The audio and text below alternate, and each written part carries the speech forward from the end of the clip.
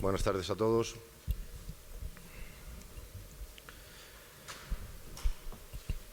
Damos comienzo al curso de Economía y Políticas Públicas del Campus FAES 2015. Y antes de hacer una brevísima reflexión introductoria a este curso, es evidente que, a pesar de lo que pone en el programa del curso, hoy no nos acompaña el ministro de Economía y Competitividad, Luis de Guindos.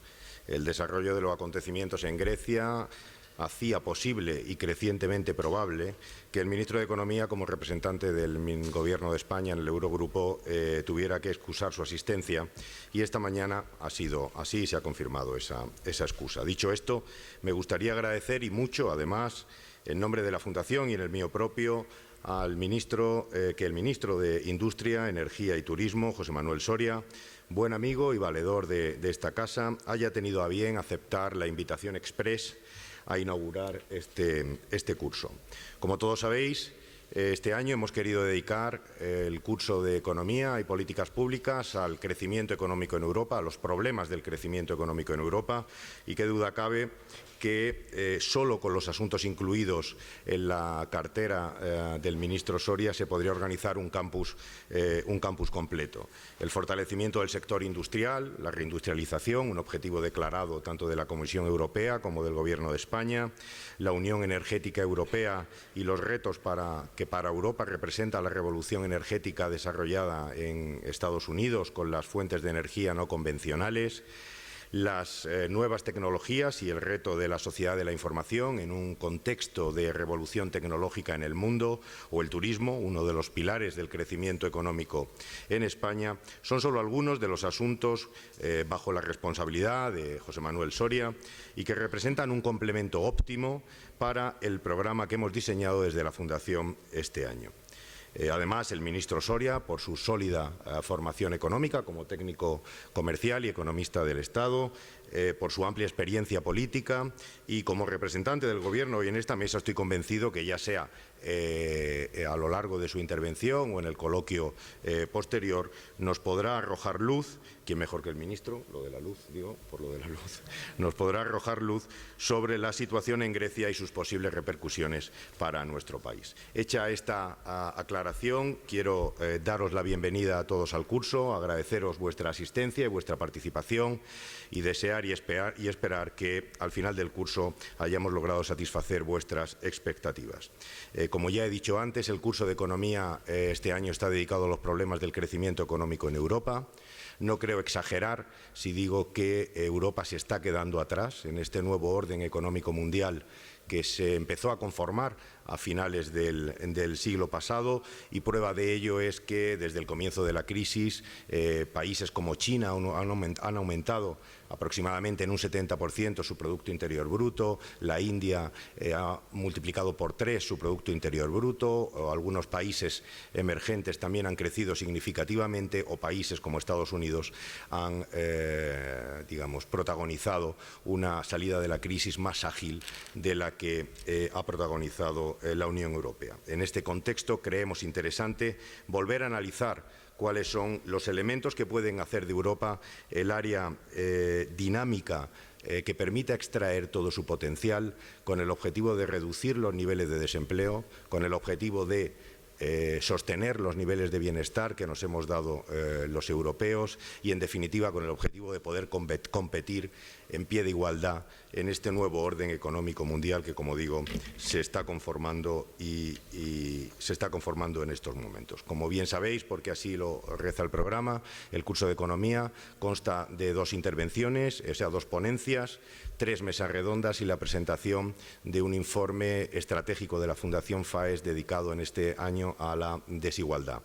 Hemos tratado, como digo, no faltan problemas en el crecimiento económico de Europa, pero hemos tratado de elegir temas que creemos que son muy relevantes desde el punto de vista del medio y largo plazo, para aumentar no solo la cantidad de crecimiento económico, sino también la calidad de ese crecimiento económico en Europa. Y sin más, y agradeciendo de nuevo vuestra participación y vuestro interés por este curso, le doy la palabra al ministro José Manuel Soria. Muy bien, pues muchas gracias, Miguel, muchas gracias, Javier, y gracias a la Fundación FAES por, esta invitación que me ha hecho para sustituir al ministro Guindos, que efectivamente hace escasamente 2 horas me llamó diciéndome que tenía pues este compromiso con FAES, que no lo podía atender por las razones que Miguel acaba de comentar, y bueno, pues pude reajustar la agenda. Lógicamente los miembros del gobierno no tenemos los lunes por la tarde libre para poder decir, bueno, pues ahí voy, pero vamos, no ha sido complicado reajustarla.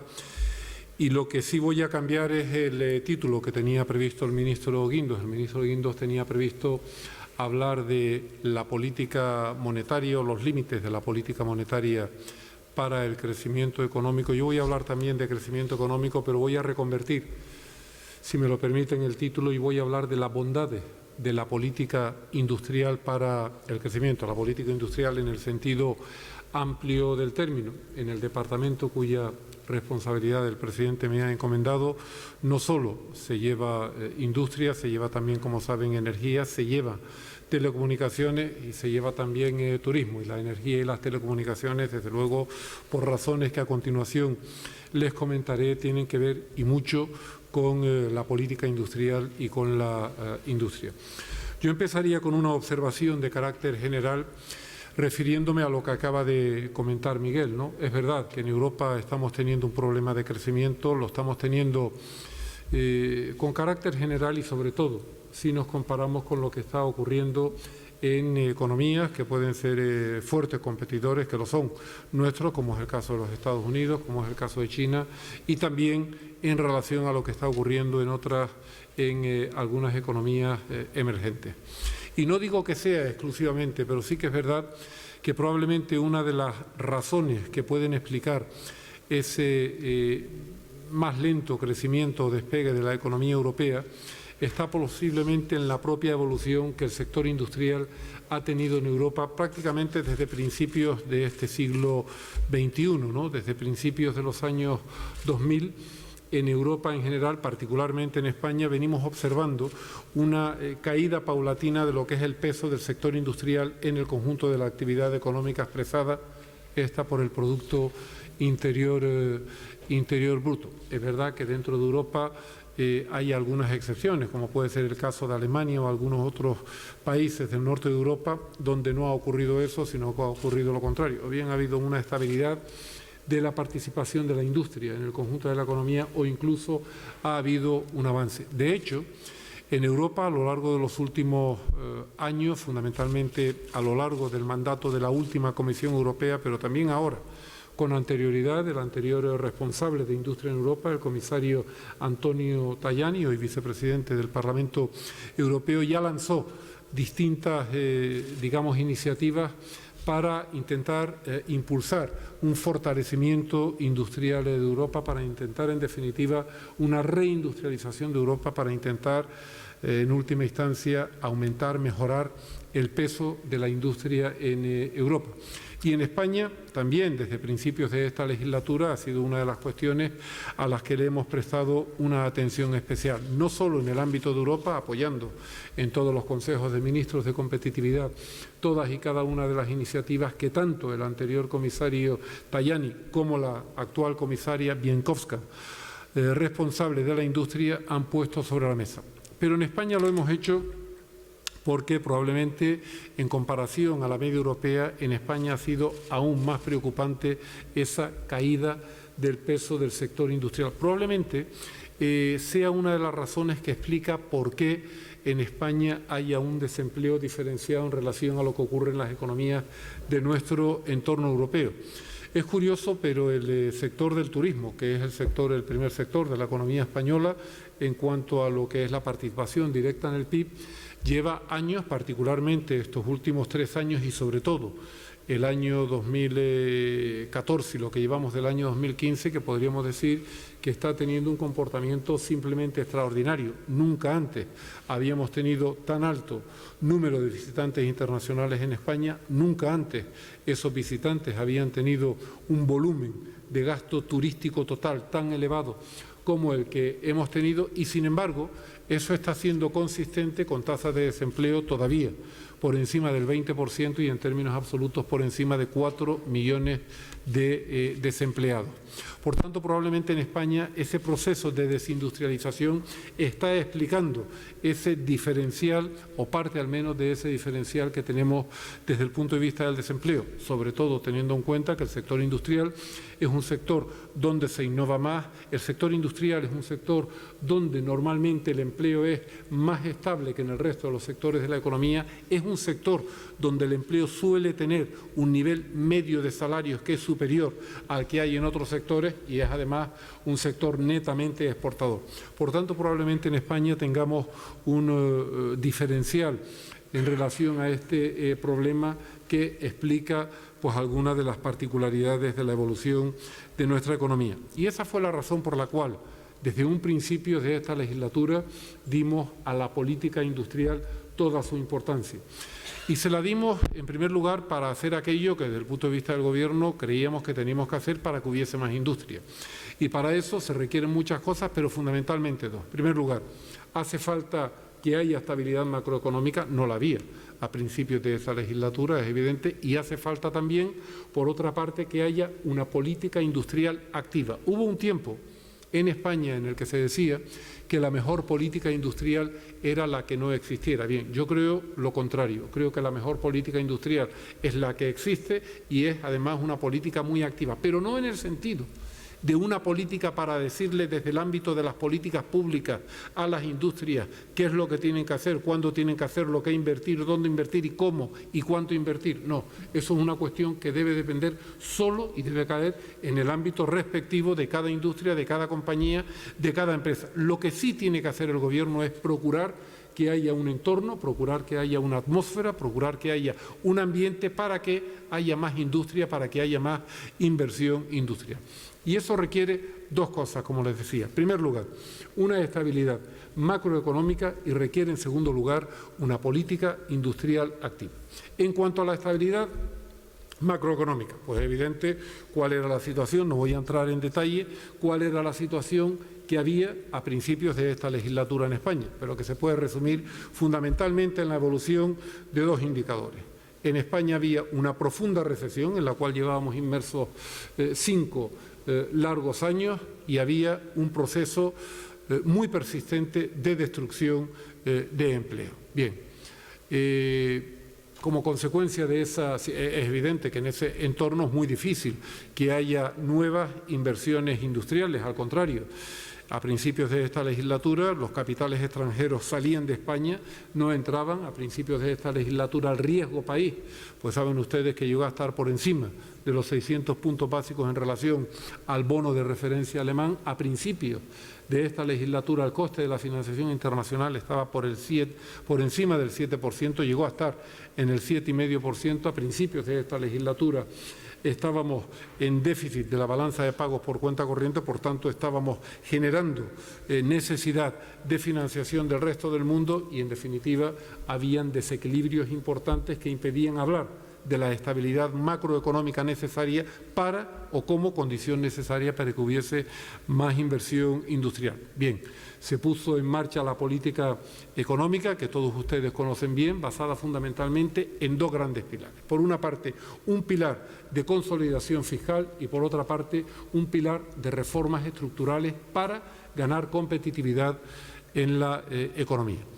La consolidación fiscal llevó, por una parte, la consolidación fiscal en definitiva es el ajuste de las cuentas del conjunto de las administraciones públicas, no solo del Estado, también de las comunidades autónomas y también de todas las corporaciones locales. Y eso solo se consigue de dos maneras: aumentando los ingresos y disminuyendo el nivel de gasto. Y el Gobierno desde el principio adoptó medidas en ambas direcciones. Adoptó medidas para aumentar los ingresos públicos, incluso yendo en contra de aquellas o de algunas cuestiones importantes que no solo están en el credo del Partido Popular, sino que habían sido compromisos que el Gobierno había asumido. No vamos a subir los impuestos y, sin embargo, fue de las primeras cosas que hizo el Gobierno. Hubo ajustes al alza de los tipos impositivos del IRPF, también del impuesto sobre sociedades.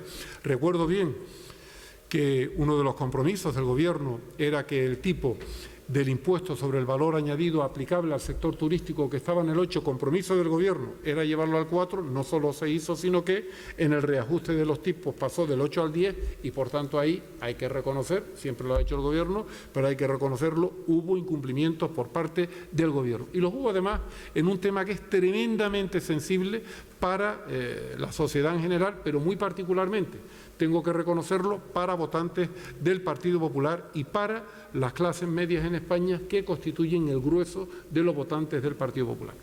¿Había alternativas a esa política macroeconómica? Pues probablemente había alternativas, siempre hay alternativas. La primera era continuar haciendo lo mismo que se venía haciendo con anterioridad. Esa no fue una opción contemplada por el Gobierno, entre otras cosas, porque cuando la sociedad le otorga a un partido político una mayoría tan abrumadora como aquella que en el año 2011 la sociedad española otorgó al Partido Popular, no es para que siga haciendo las mismas cosas, es un mensaje muy claro para decir exactamente hay que dar un viraje, si me permiten la expresión, hay que dar un volantazo, y eso fue lo que hizo el Gobierno del Partido Popular. Insisto, incumpliendo incluso compromisos claros que el Gobierno que sustenta, que el partido que sustenta al Gobierno había asumido. Ahora, eso es la mala noticia. La buena noticia es que, fruto de esas medidas extraordinariamente complicadas para tomar, para explicar y mucho más difíciles para entender por parte de la sociedad, hoy ya la economía no está en recesión, hoy estamos creciendo. 0,9 primer trimestre del año 2015, indicador adelantado para el segundo trimestre 1% en términos anualizados. Eso da un 4% y las previsiones están siendo reconsideradas al alza, tanto por parte de los organismos económicos internacionales, ahí está el Fondo Monetario Internacional, la OCDE, la propia Unión Europea, el Banco de España el otro día 3,1%, y eso es muy buena noticia. No solo porque hemos pasado de una recesión a crecimiento, sino porque hoy España es la economía que más está creciendo en toda la zona euro. En el primer trimestre 0,9%, Alemania, la locomotora europea, creció al 0,3%, Italia al 0,3%, Francia un 0,6%, la media de la Unión Europea, zona euro, un 0,4%. Por tanto, creo que desde ese punto de vista podemos decir que ha merecido la pena, porque uno de los pilares fundamentales de aquella política económica era sacar a la economía española del pozo, del saco en el que estaba metida. Empleo. Año 2008 al año 2011. Se destruyeron 3.400.000 empleos. Eso significa que cada uno de los días de cada uno de esos 4 años, en España había 2.200 personas que por la mañana se despertaban afiliadas a la Seguridad Social y por la noche, cuando iban a dormir, estaban en una lista de desempleo. Eso es exactamente la situación que determinaba el mercado de trabajo durante el 2008 al 2011. ¿Cuál es hoy esa situación? Hoy ya no se destruye empleo en España. Hoy lo estamos viendo en las sucesivas encuestas de población activa, pero también en el paro registrado mes a mes. En el último mes de mayo hubo 213.000 nuevos afiliados a la Seguridad Social, lo cual quiere decir que la situación es exactamente la contraria. Hoy, mes de mayo, había cada día 6.500 personas que cuando se despertaban estaban en situación de desempleo y por la noche estaban afiliados a la Seguridad Social. Esto le quita gravedad, esto le quita tono al drama que supone todavía el desempleo del paro en España, en absoluto. ¿Por qué? Porque mientras haya en una economía, en un país, 4.300.000 desempleados, no se puede decir que ese país haya salido de la crisis, y el Gobierno, desde luego, no lo va a decir. Ahora bien, si se nos pregunta la hoja de ruta que se trazó, el camino que ha sido recorrido, lo que se está haciendo ahora, ¿era el camino adecuado o no? Pues véase y compárese. Donde había recesión, hoy hay crecimiento. Donde había destrucción de empleo, hoy hay creación de empleo. Por tanto, da la impresión que, al menos desde el punto de vista de política económica, al margen de otro tipo de consideraciones que se puedan hacer sobre política en general, etcétera, etcétera, ese camino y esa hoja de ruta que se ha trazado es la hoja de ruta adecuada y la necesaria, además, para la economía española. ¿Y qué se ha hecho Desde el ámbito de la reforma, pues básicamente hacer reformas, pues no ha quedado prácticamente ámbito en la economía española sin reformar, desde el mercado laboral al sistema financiero, a las, digamos, iniciativas de emprendeduría, al mercado al sector de las telecomunicaciones, al sector de la energía, etcétera, etcétera. Bien, desde el punto de vista de política industrial se sentaron algunas directrices para tener esa política activa. ¿Y cuáles son las bases de esa política activa industrial?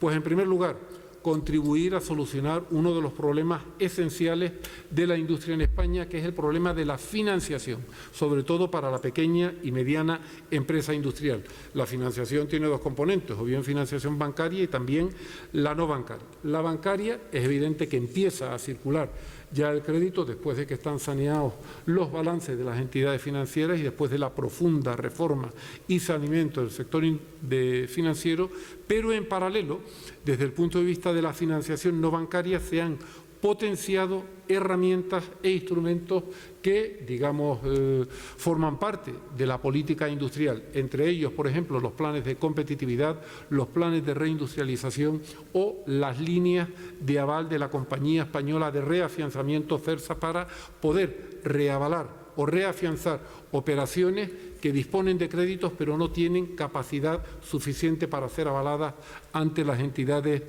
financieras. Por tanto, una primera pata de la política industrial activa ha sido la política de impulso a la financiación no bancaria. Para que se hagan una idea, este año 2015 nada más la convocatoria en Reindus y en competitividad es de 750 millones de euros, que son préstamos, lógicamente, que se obtienen en unas condiciones bastante más favorables que aquellas que tiene el mercado. Segundo lugar, segunda, digamos, pata de la política industrial. Apoyo a sectores industriales concretos que por su efecto tractor sea importante apoyarlos. Hay varios. Me voy a referir concretamente a tres. Por ejemplo, el sector aeroespacial. Como saben ustedes, nosotros, España, es miembro fundador de la Agencia Espacial Europea desde hace algo más de 20 años y desde el principio las aportaciones del Gobierno de España a esa Agencia Espacial Europea tenía y tiene un retorno en forma de proyectos que la agencia encarga a industrias españolas del sector aeroespacial, que tienen un componente de innovación y tecnológico extraordinario y también un importante componente tractor. Pues bien, a principios de esta legislatura teníamos dos tipos de problemas. Primer problema, que no estábamos al día de las aportaciones a las cuales se había obligado financieramente a España, lo cual comprometía y llegó a poner en riesgo la propia capacidad de seguir o no seguir teniendo voto en la Agencia Espacial Europea, problema que se solventó con la puesta al día, y luego no solo era ponerse al día respecto a los incumplimientos de obligaciones contraídas, sino de cara al futuro, si íbamos a tener disponibilidades adicionales de presupuestos para ello. Pues bien, a pesar de la política de ajuste presupuestario en la que nos hemos movido a lo largo de todos estos años, esa fue una prioridad. Hay una aportación adicional de 345 millones de euros para que se traduzcan, insisto, en retornos en forma de proyectos encargados a empresas españolas del sector aeroespacial. Segundo sector, por ejemplo, de la construcción naval. Al inicio de esta legislatura, el sector naval en España es un sector competitivo, es un sector que tiene muy buenas empresas, un sector que tiene tecnología avanzada, pero al igual que todos los sectores navales de cualquier país del mundo, necesita de herramientas fiscales para poder competir. Esto ocurre en Australia, esto ocurre en Estados Unidos, esto ocurre en Holanda, esto ocurre en todos los países del mundo. Eso que se llama el sistema de tax lease, aparte de otros sistemas de ayudas. Pues bien, desde junio del año 2011, España tenía una denuncia en la Comisión Europea por parte de Holanda, que había denunciado el sistema de tax lease español.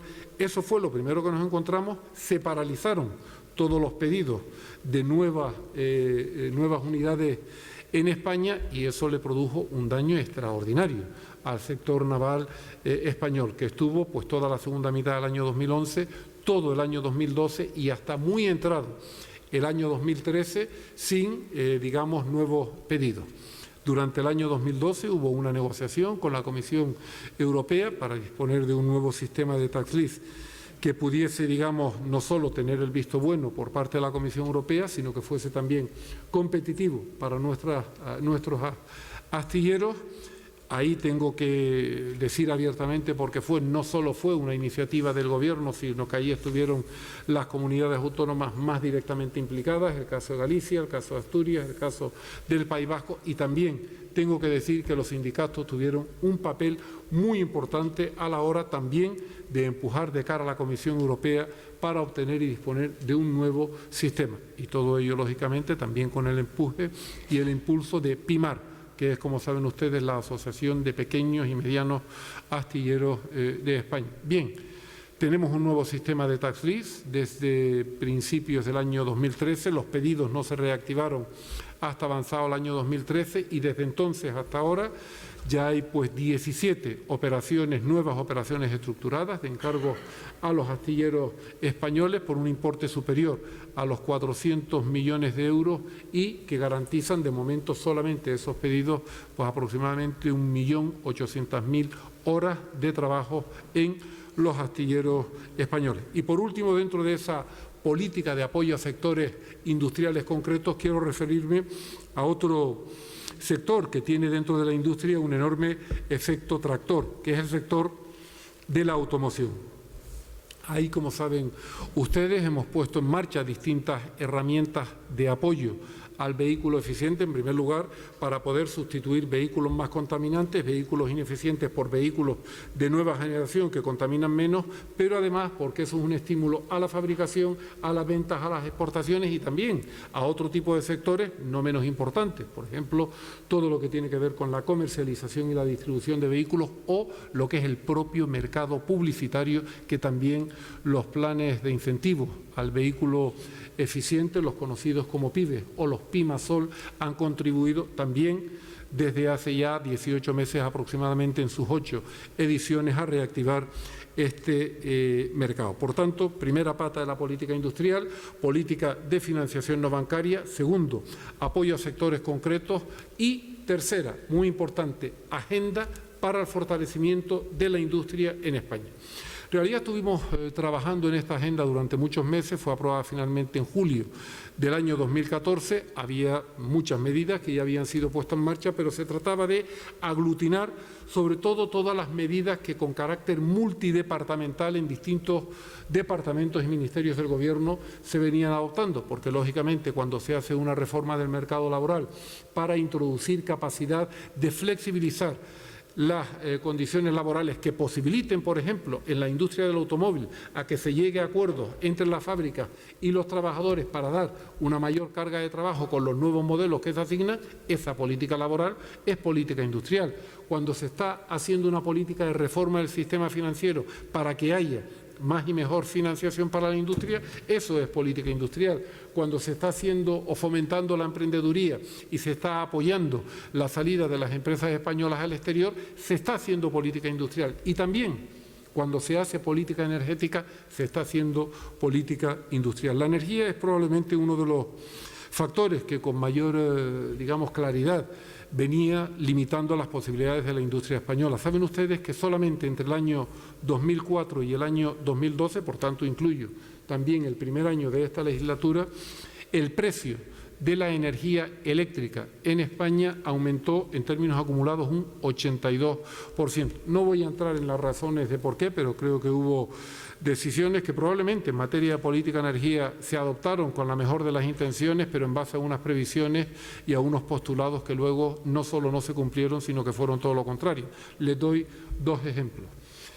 La planificación energética que arranca en el año 2005 se hace en base a unas previsiones de crecimiento de la economía española 2005 al 2015 del 25% acumulado. En fin, echen ustedes un vistazo a lo que ha sido la evolución del PIB y verán cuán equivocadas estaban aquellas previsiones. O también se basaron en un incremento de la demanda eléctrica del 24%, siendo lo cierto que hoy, en el año 2015, la demanda de energía eléctrica todavía está en niveles precrisis. Bien, no digo, digamos, que fueran erróneas por otro tipo de factores, en los cuales también podríamos entrar, pero desde luego las previsiones no se cumplieron en absoluto. Se ha hecho una reforma del sector energético en profundidad, que tenía como objetivo fundamental lo siguiente. En primer lugar, procurar disponer de un modelo energético que fuese más seguro, seguro en términos de seguridad de abastecimiento nacional.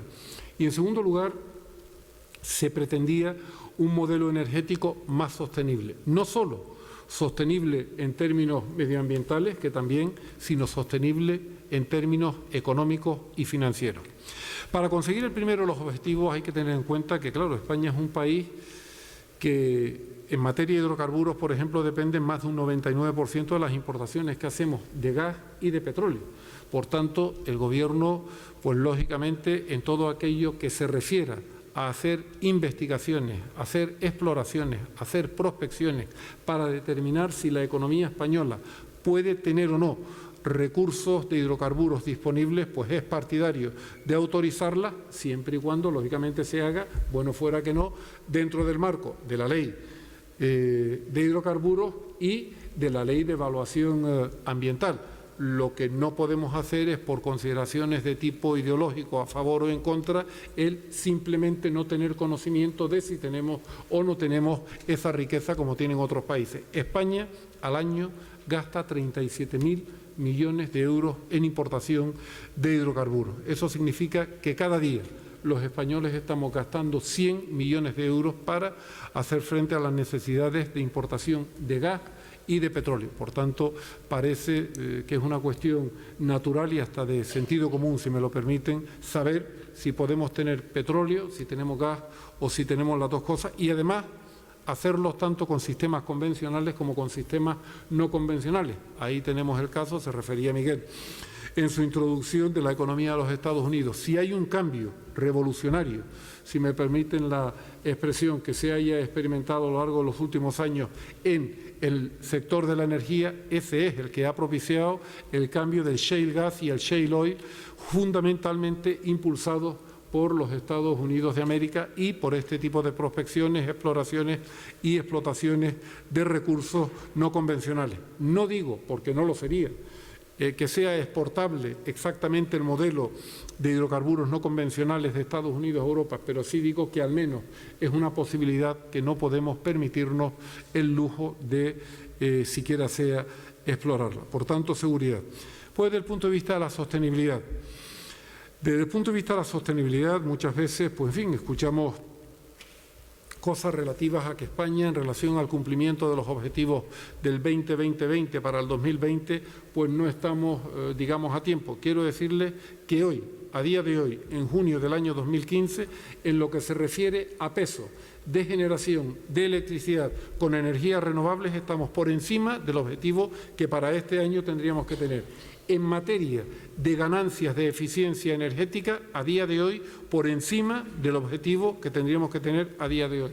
Y en materia de reducciones de emisiones de CO2, también estamos por encima. Por tanto, si nada cambia, y nada prevé que vaya a cambiar de aquí al año 2020 en las políticas que estamos llevando a cabo, España, desde luego, va a cumplir con los objetivos marcados de cara al año 2020. Cuestión distinta es que en determinados objetivos, cuando se nos plantea aumentemos todavía más el objetivo de energía renovable, decimos sí, pero. El sí, ¿por qué? Porque creemos que, aparte de que tecnológicamente son industrias que pueden generar actividad y empleo, también nos permiten pues el poder desarrollar tecnologías que ya a lo largo de los últimos años hemos desarrollado en España. Ahora bien, el pero viene por la necesidad de poder gestionar esa capacidad adicional de generación de energía renovable. Y para poder gestionar capacidad adicional necesitamos estar en un mercado único de la energía en Europa. Necesitamos estar interconectados. Y hoy el nivel de interconexión, aún considerando la apertura de la última interconexión de 1.400 megavatios, estamos todavía lejos del objetivo del 10% porque estamos en el entorno del 2,8%. Por tanto, desde el punto de vista del nivel actual de interconexiones, todavía lejos. Pero la buena noticia es que en marzo de este año 2015 se realizó una cumbre, una reunión importante aquí en Madrid, liderada por el presidente Rajoy, en la que estuvo el presidente francés, señor Hollande, estuvo el primer ministro Pasos Coelho, el propio presidente de la Comisión Europea y el propio comisario de Energía y Medio Ambiente, para impulsar definitivamente los proyectos de interconexiones pendientes, tanto el del Golfo de Vizcaya, que nos permitiría llevar pues desde los 2.800 megavatios actuales de interconexión hasta algo más de 5.000, y los dos pendientes por los Pirineos, uno por Navarra, otro por Aragón, que nos permitiría llegar aproximadamente a los 8.000 megavatios, sin perjuicio de la interconexión también para el gas del MidCat, para poder tener ahí también una ventana de oportunidad, pues con la nueva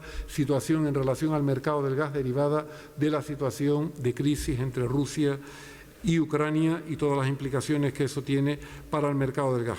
Y por último, no solo sostenibilidad medioambiental, sostenibilidad también económico y financiera. El sistema, el modelo que teníamos era absolutamente insostenible. Había un desequilibrio entre ingresos y costes en el sistema eléctrico de 22.000 millones de euros, que llegó a ser de 28.000 millones de euros con el del 2012 y el del 2013. 2014, por las medidas que hemos puesto en marcha, ha sido el primer año que se habrá cerrado en equilibrio, probablemente incluso con algún pequeño superávit. De no haberse adoptado las medidas que se adoptaron desde el punto de vista de la modificación del sistema de retribuciones, de todas las actividades reguladas del sistema, desde el propio sistema de interrumpibilidad, los pagos por capacidad, el sistema de retribución de las energías renovables, el sistema de retribución de los sistemas insulares y extrapeninsulares, de no haberse adoptado todas esas medidas, en el año 2013 habríamos tenido un déficit estructural solo ese año de 10.500 millones de euros adicionales en el sistema eléctrico en España, lo cual era a todas luces insostenible y además habría necesitado de hacer un aumento en los peajes, que es la parte regulada del sistema, de aproximadamente un 80%, que hubiese repercutido un 42% en el recibo de la factura de la luz, tanto para consumidores domésticos como para consumidores industriales, a todas luces absolutamente insostenible. Hoy, en parte por las reformas que se han llevado a cabo, el sistema eléctrico está en equilibrio y además los precios ya no están creciendo como crecieron entre 2004 y el 2012, sino que han empezado a bajar en 2013, han bajado en el año 2014 y en el año 2015, todavía es prematuro para saber cómo va a ir el año completo. Es verdad que las condiciones meteorológicas no están ayudando, pero la buena noticia es que antes, cuanto más llovía y más viento hacía, en vez de bajar el precio de la electricidad subía, porque aunque el coste de producción disminuía, aumentaba el volumen de la retribución que teníamos que dar por las primas que había a este tipo de tecnología. Ahora ya no hay primas, hay un nuevo sistema de retribución, que es una rentabilidad razonable sobre los valores de la inversión, es una rentabilidad más que razonable, en opinión del Gobierno. Si quieren después entramos en por qué, porque es nada más y nada menos que del 7,5% sobre el valor de la inversión, garantizado por ley. Yo no conozco ningún negocio, ninguna actividad en el mundo que tenga por ley garantizada una rentabilidad durante toda la vida útil del proyecto del 7,5%. Termino. Este conjunto de reformas pues, ha posibilitado que la industria pues, actualmente haya dejado de disminuir. Los indicadores que se empiezan a conocer a lo largo de los últimos meses para el sector industrial por primera vez son indicadores favorables, son indicadores positivos. El valor añadido bruto de la industria empieza a aumentar después de muchos años en España y pienso que si bien todavía no está ni de lejos en el nivel que debe estar, sí que creo que es una, en todo caso, de las condiciones necesarias para que se asiente el crecimiento económico en España. Yo pienso que el sector turístico va a seguir siendo un sector muy importante en la economía española. Creo que tiene unas oportunidades simplemente extraordinarias. El turismo en el mundo es una actividad que va a ir a más, va a crecer de acuerdo a la Organización Mundial del Turismo a ritmos del 4,5% a lo largo de los próximos años, pero va a ser claramente insuficiente para generar todo el empleo que se puede y se debe generar en España. Ese empleo, por las razones que antes les decía, creo que tiene que venir fundamentalmente del sector industrial y creo ahí están los datos que tanto la política económica en general que se ha llevado como la política industrial apuntan en esa dirección. Y ahora pues me someto a las observaciones o cuestiones que ustedes consideren oportunas. Muchas gracias.